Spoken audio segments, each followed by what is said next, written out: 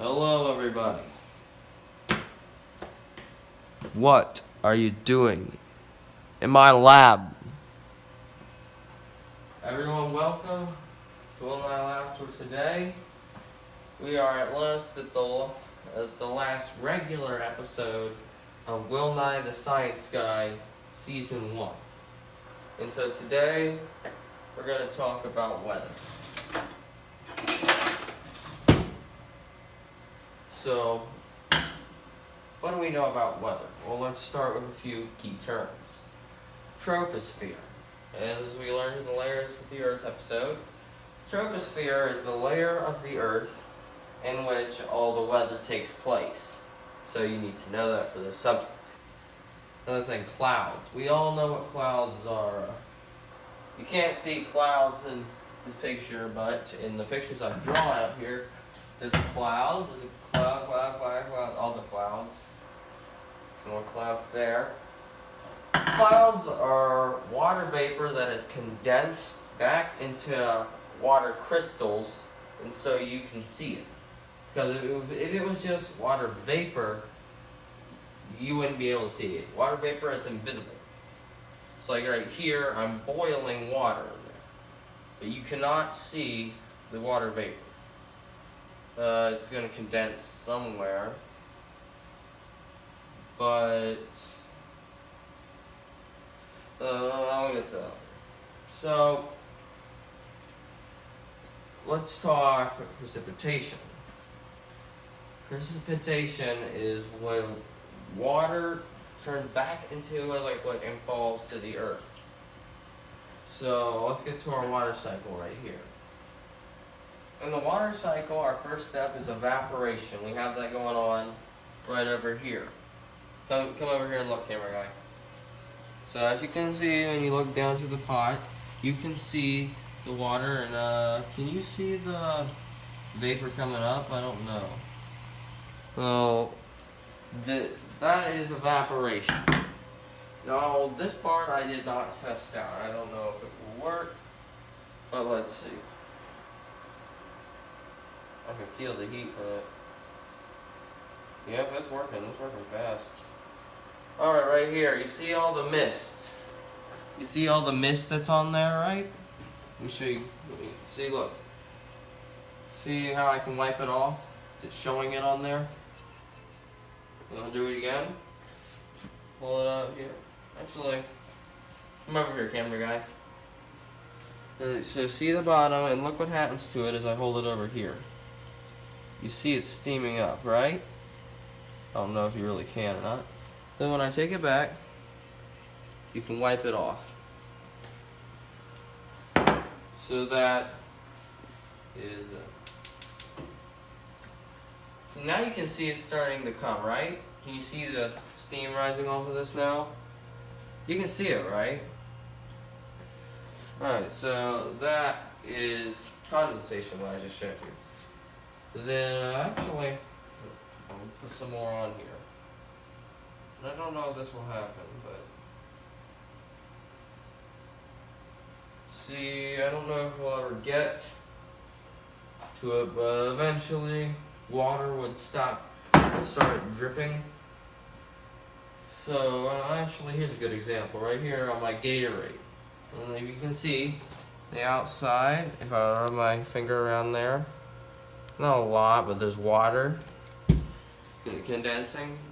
But precipitation.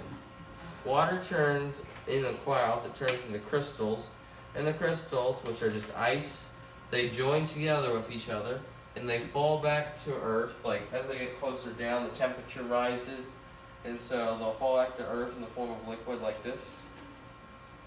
And they'll fall in one drop. Like, see, here's a droplet right there. As you can see, it's going to fall off. Shoot. And there you go. But during the winter, or things where it's cold, in the winter, it can get cold, and so it's instead of melting as it comes back down to Earth, it stays frozen as a crystal, and so you get snow. Or sleet. If the temperature is a little bit warmer than freezing point, you'll get sleet, which is like a mixture between snow, and rain. And then there's hail. And hail's during the summer when you get all these crystals out there. They join together and they make these big chunks that are like, they can be like this big. And then you get them falling down on top of your car like this, leaving dents and stuff. Let me get that. I don't know what's down there, but I don't think we want ice down there. Anyway, I'll just put it away. So that is precipitation. Now, some other terms. Temperature. Temperature is how warm the atmosphere is. Like, I don't know what the average is. I should have looked it up. Humidity. No, it's not. Humidity is how much water vapor is in the atmosphere. It makes it feel hotter, actually. Wind. Wind is when warm air goes up, cold air comes down, and then you get air moving all over the place and you get wind. Blowing out of my mouth is coming warm air. Warm air is coming out of my mouth. It rises up, it brings cold air down, and then it pushes it out again, making wind. It actually is just warm air coming out of my mouth, but I wanted to see if, I don't know if that actually worked. Then you get pressure with a barometer. Actually, come over here. Right up here, one of these is our barometer. Right. See, we got our humidity thing right there, 70 or about is where it is today. Up here is our barometer telling us our pressure. I have no idea how to read that. Our thermometer tells us it's like 70 something degrees. No, it's gotta be like 80 or something today. So those are instruments to measure those things. Another thing to know about is UV index, which is the amount of ultraviolet rays that are coming down from the sun, or coming towards us from the sun. And here's how you read that. Sorry everyone, still got a little cough. So, UV rays, the amount that takes to harm you, the UV index, will be around 6 to 7, means it's not going to kill you if you walk outside. It means that you probably want to wear sunscreen or something, because if you don't, you'll probably get sunburned or cancer, I guess, if it's bad enough. The scale's on 0 to 10. So right around 6 is when you want to wear some sunscreen. Anyway, lightning, that's another thing. Lightning, let's show you right here. Lightning, you have positive and negative thing, like particles of water up in the cloud. Like water, I should have drawn an example of this, but water molecules, I guess I'm just going to use a crayon. I always said crayon, I don't know why. You have your oxygen particle. Oxygen, which is a positive. Then you got your two hydrogens. So H, and that's negative. So you got your positives and your negatives up here, and on the ground you got some particles that are positive on the ground. I'm just gonna put positive. I don't really need to think of an element that's positive. And then you've got up here, in other clouds, you have other water that is negative on one end, but positive on the other. And so, what it wants to do, the positive makes a bridge, and it connects the positives to the negative. And then your negatives will connect to the ground and make positives. So you can get lightning going from one cloud to the other. You can also get it going from the cloud to the ground. So that is lightning. But there's also a form of lightning called ball lightning. And ball lightning works like this. It's from leftover ions that are very dense, and they're swept to the ground following a lightning strike. They like to stick together, and so you got this ball of lightning and plasma moving around. You don't want to touch it because I assume it would burn you and possibly kill you. and it can pass through glass, so it can form like right outside your window, and then it can whoosh right in through your glass and start attacking you and spasming you when you're eating your dinner or whatever. So imagine that. I'm sitting here eating my ice cubes for dinner, and next thing I know, this giant ball of doom is coming in and zapping my butt up there, because I don't know what the crap is going on, but I know my butt is getting shocked by about 9,000 volts of electricity! I'm sorry. Scared the dogs of that. But when you do get these particles to line up and they make a bridge, they release a burst that makes a noise, it makes a big crack, you all know, and the light will travel faster than the sound, so you see the light coming from it before the sound. You get like that, so like that. It's not exactly like lightning, it's my best simulation. It's too far away, but you see the light go like this, and then a few minutes later you get the boom. But there's also ultraviolet that you would see, I guess. Read that somewhere. So, let's get to another part of it, fronts. Got my fronts right here. You got a warm front. That means you got this big clump of air that's warmer. It's not a lot warmer, it's just slightly warmer. It's like, let's say the temperature is 87. It'll rise to like 89 or something, or you get a warm front. And in a warm front, what you're getting is weather that's just slightly warmer, but it's like rain. It's very slight rain. And so you're getting like temperatures, like I said, about 2 or 3 degrees warmer. Then you're getting a little bit or maybe none precipitation. You're getting a little bit of rain, light rain, but nothing bad. And then you get your cold fronts. Like this is, by the way, simple to use on weather maps. Cold fronts are blue triangles, warm fronts are red semicircles. And so you're getting the cold fronts. Temperature again will go down by 2 or 3 degrees, but when it moves forward, it's causing thunderstorms and bad weather that people don't like. Then you get your occluded one. An occluded front is where a cold front meets a warm front, but the occluded front is taking over the warm front. It's overcoming it, so the warm front is getting pushed up. That's what happens there. And then you got your stationary front, where no front can move the other, just stuck together like that, pushing. And I assume that means nothing much would ever happen around there. Then you got a Frontal Isis. And a Frontal Isis, that is where a front is dissipating. So it can be red semicircles just as well as this. It's just saying that this is where a cold front was, but now it's coming apart. It's not sticking together anymore. Then you got your frontogenous one. And it can be warm or cold. I just use the cold example because I like the blue triangles better. And no offense to semicircles. And it means that this is where our front is forming. It's where you're starting to get them to clump together and come forward.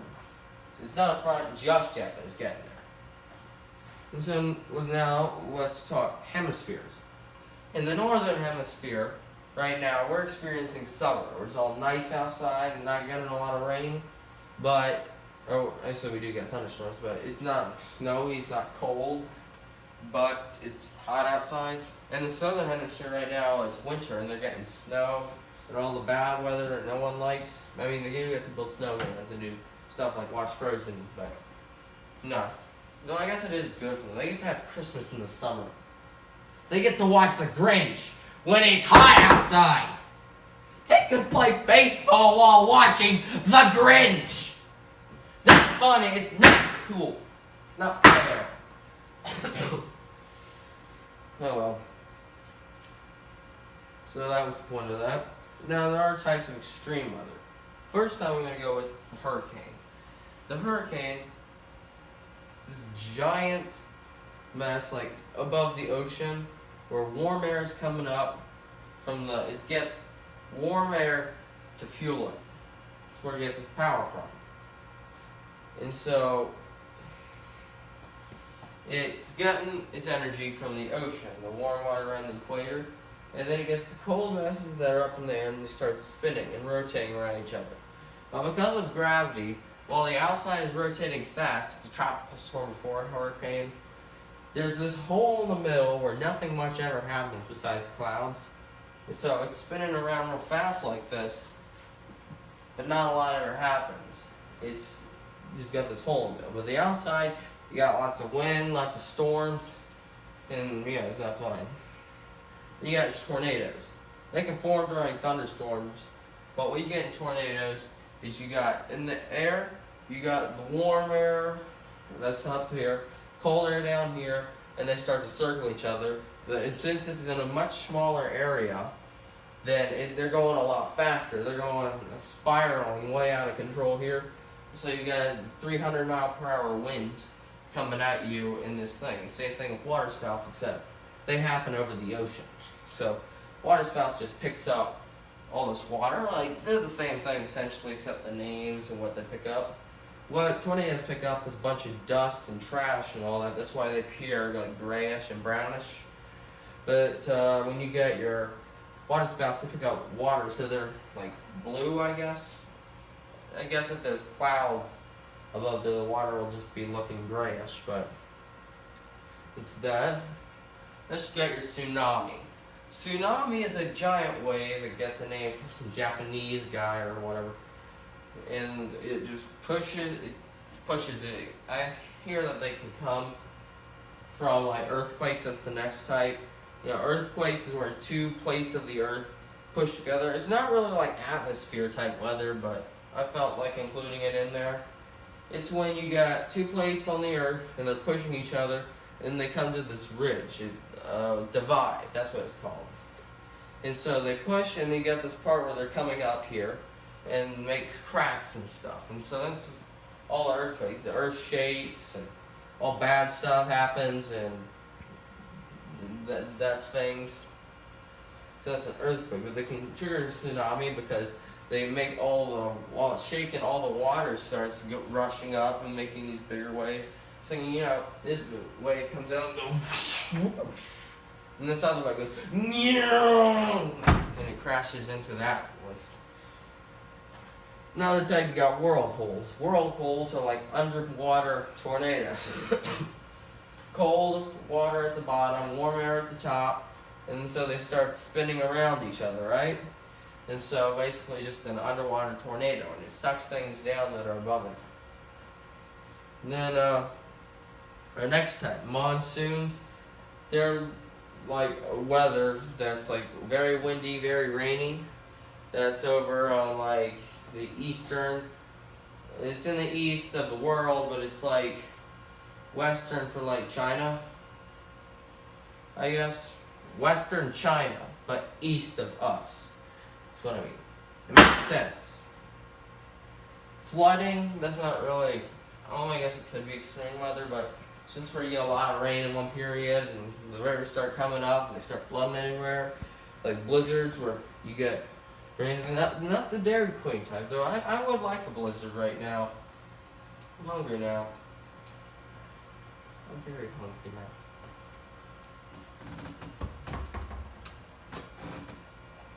Squeeze the jelly from your eyes. It's quite good on toast. So that's all the types of extreme weather I'm going to go with. Except for the sandstorm, which I did write down. But, I mean, it's pretty self-explanatory. Wind just blows sand around. It's like the geology episode. They study sand! Sand! Alright, the last thing I'm going to go over is the types of clouds. Start with the nimbus cloud. Nimbus is like Latin or something for rain, so it's pretty obvious when it rains. Snow. It can bring snow if you're going to get, if you're going to be in the winter, then yeah, all these clouds are listed bring rain, they'll bring snow in the winter. Like, precipitation is also. This nimbus clouds are just dark clouds in the sky that bring rain. There's not that much else to say. Stratus clouds, they're also like dark grayish clouds. They're pretty low, but they don't bring rain. They're just there. They apparently have a lot of rain in them. I think they're stretched out, but then as they go on, they get clumped together, and eventually they rain when they're like that. Next, we got our cirrus clouds. They're like crystals, and it has to be very cold up in the atmosphere, and so they freeze. And so then you get these feather-like clouds, and they usually indicate fair weather. Maybe a little chilly, but it's fair weather. Same with the cumulus clouds. There's fluffy clouds, and they bring fair weather. Next, our cumulonimbus cloud. It does not. It's these big, tall clouds, and the very bottoms, they got dark bottoms. And they got dark bottoms because... No, you don't laugh about that. And you better not laugh because I'm going to make this joke since you laughed at that. You could say this term I just said. The tall, that they got black bottoms because they've been pooping out thunderstorms. Because they bring thunderstorms. They got lightning and rain and all that stuff coming out of their bottoms. And then next we're going to do your cirrostratus. That's what I'm going to say. Cirrostratus. They usually indicate incoming storms, not happening at the moment. It's fair weather for the moment, but it means storms are coming. So we got our cirrocumulus. Why do I have such a hard time pronouncing these names? Alright, so cirrocumulus bring fair weather. It's cold, but it's fair. And these types of clouds, what they look like, they're just like a bunch of little spots all over. I actually think I forgot to say what cirrostratus looks like. They're like this. They got this long line of clouds that are like this long, so it's like they look like this. Like pretend these sticks are like this. They look like this. And each one of these is a cloud. They look like that's what it looks like.